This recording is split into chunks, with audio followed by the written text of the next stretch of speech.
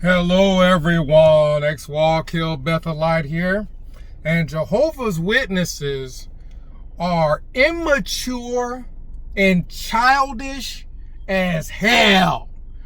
I'm talking, I have seen it all. I'm talking Bethelites, pioneers. These titles are truly empty titles. And I'm going to explain to you more here in a minute. But Jehovah's Witnesses, it's like they recruit from a different pool. You know how the Nation of Islam recruits out of prison. So you got a whole bunch of people out of prison that joined the Nation of Islam or became Muslim. You know, that's where they're drawing a lot of people. So there's some churches that have prison ministry, and they draw a lot of members from prison in specific. Well, Jehovah's Witnesses draw a lot of LD people, the people who went to the LD classes. The people who their classroom wasn't where everyone else's classroom was. Their classroom, let's do it in the Stephen Lett voice. Their classroom was further in the back. Their classroom was all the way down the hall because they could not pay attention with the rest of the school, so they had to have learning disorder class. And that's where Jehovah's Witnesses focus their ministry on the LD classmates, the people who were left behind a couple grades. Those are I'm talking, you got whole families and everybody's retarded in the family. And that should be difficult because you should have a mom that her family is not connected in any way, shape, or form to the father. So somebody's gene should cancel out the retardation of the other person's gene, but that's not the case with Jehovah's Witnesses. Somehow, both the mom and the father just all kind of retarded gene dancing together in symphony, creating people who you would have to see to believe. You would have to have seen it to believe. All those times I'm at Bethel, and I'm at Bethel trying to work. I remember we would have to load trucks, and it's been a while now. I can't remember what exactly we had to type into the computer, but then I got to type something in the computer, and I know sometimes we would call up to the purchasing office, and I'm trying to do that, and you got people going crazy. You got people yelling. It's this alarm that they make with their mouths, these Bethelites, when they come out of the bathroom. It's like when if there's a tornado and you get. So I'm on the phone with purchasing. I'm trying to type all this stuff in the computer, and you just hear, I blew it up. And these are Bethelites, and then they're running off, pumping their fists and all kinds of stuff coming out the bathroom. I remember another time I was typing on the computer, again, loaded trucks, typing the information on the computer, and there was a Bethelite that mashed his face. The door was closed. He had to just open it if he wanted to come in. He mashed his face up against the glass, and he's just mouthing the stuff that I'm typing in on the computer. And it is like, what the heck?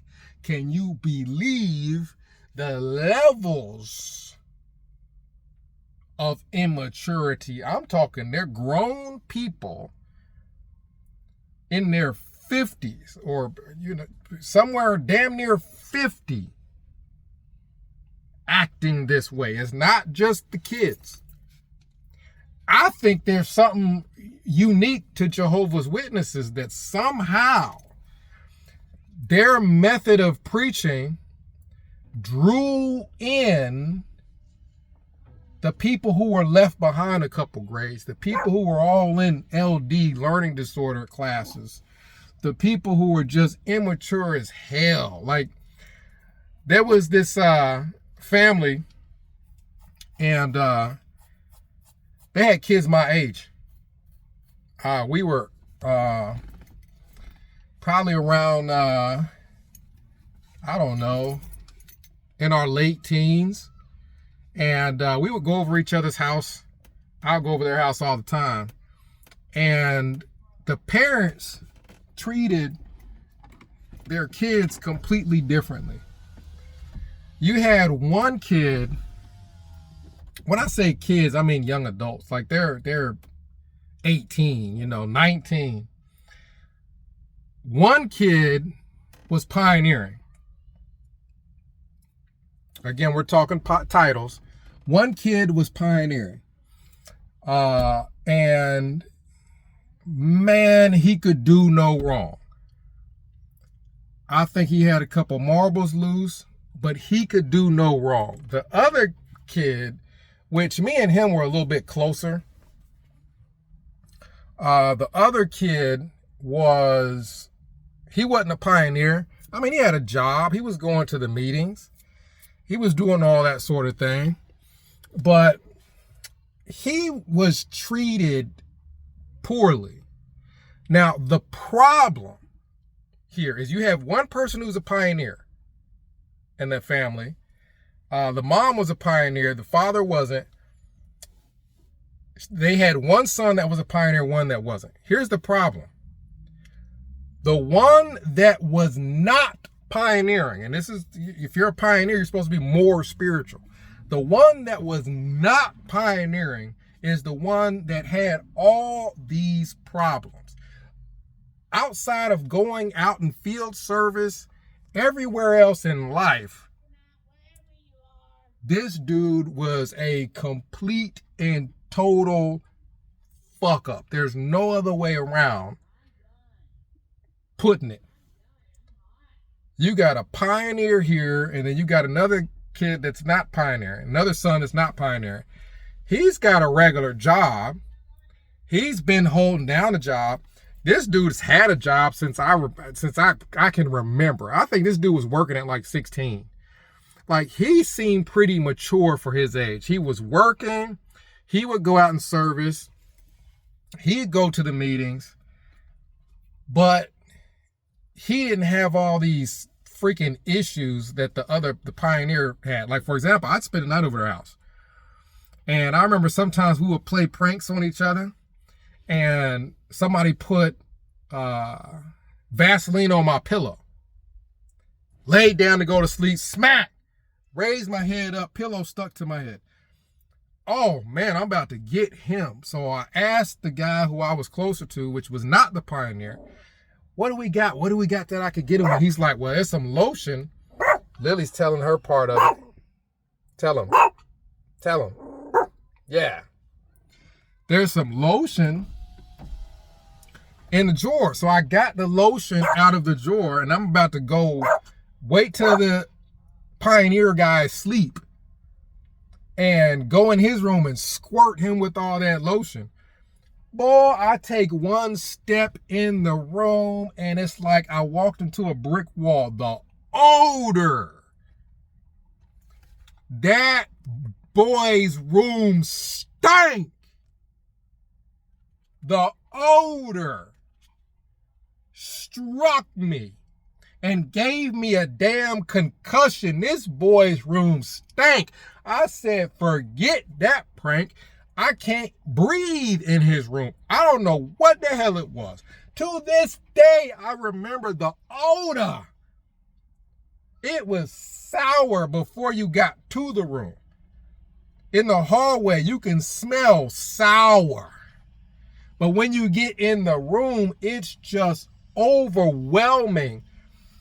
Like, it is just, like there's a farm in there. Like you got a whole farm, a flock of 300 sheep and goats all in one small room, all shitting in the same area, type of a smell.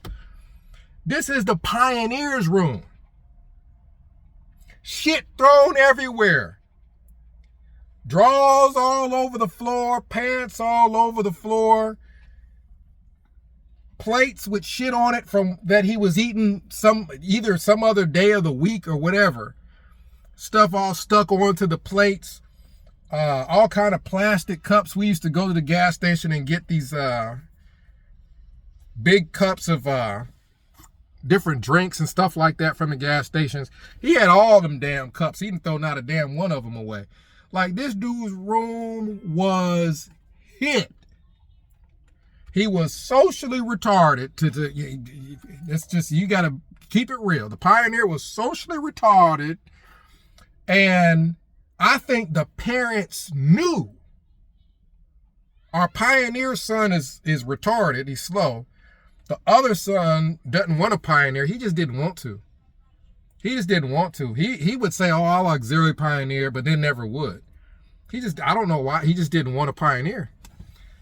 And I don't know if the parents were trying to bully him into pioneering, but they would nitpick any little thing he did wrong. They would try to find anything that he did wrong so that they could nitpick it, make it into as big of a deal as humanly possible to make their retarded son feel better.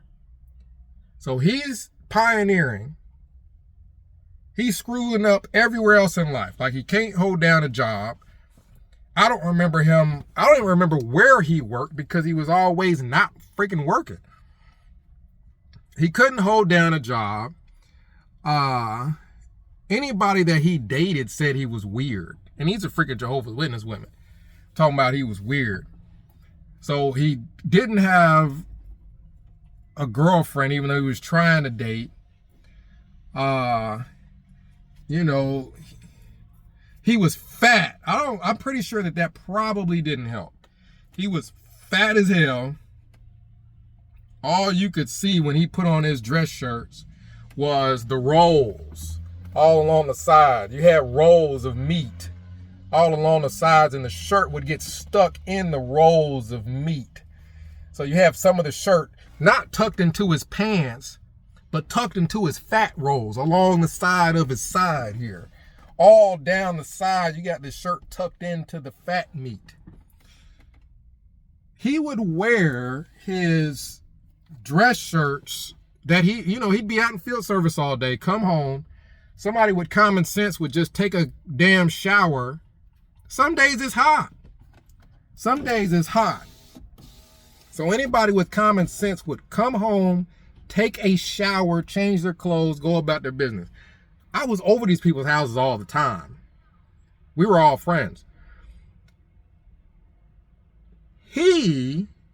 Now keep in mind, his brother, who was not a pioneer, had enough sense that when he came home from work, he'd take a shower, change his clothes. He wasn't in his damn work clothes all damn day. The pioneer son would come home. Only thing he would do is take off his pants, put on some shorts, and he'd have his shorts on and his dress shirt that he had on a whole damn day, and the undershirt that he had on with it. So he just with his damn, he would go to sleep with that same damn dress shirt. Get up the next day, and I don't know if he changed his dress shirt. There are plenty of times he would get up for field service, and I don't remember ever hearing the damn shower water running. So he would come home from service in the same damn dress shirt, sleep in it overnight, get up to go out in field service and wear the same damn dress shirt for all I know. I'm talking, this boy had problems. Something wasn't right. It's hard to put a finger on if somebody they're just not right. But he's a pioneer. Now, the other son didn't have none of them problems from what I can remember. The other son had enough common sense to freaking change his clothes, take showers. The fat one was always eating everything out the damn fridge, eating everybody's food. I knew not to put food in the fridge because if he saw it, he would eat it. That's probably the reason he's so damn fat. The other son, who was not the pioneer, wasn't doing none of this shit. So I think in order to make the fat pioneer son feel better, the parents picked on their other son. They didn't have to do it. It don't benefit them to do it, but they would pick on the other son. And I'm talking, if this dude so much as, when he raised his hand and give a comment, if he so much as pronounced anything wrong, the whole ride back home from the meeting was, oh, you didn't go over that in your lesson. Oh, you didn't do this. Oh, you didn't do that. But the fat son would get up on stage to give a talk, lose his place.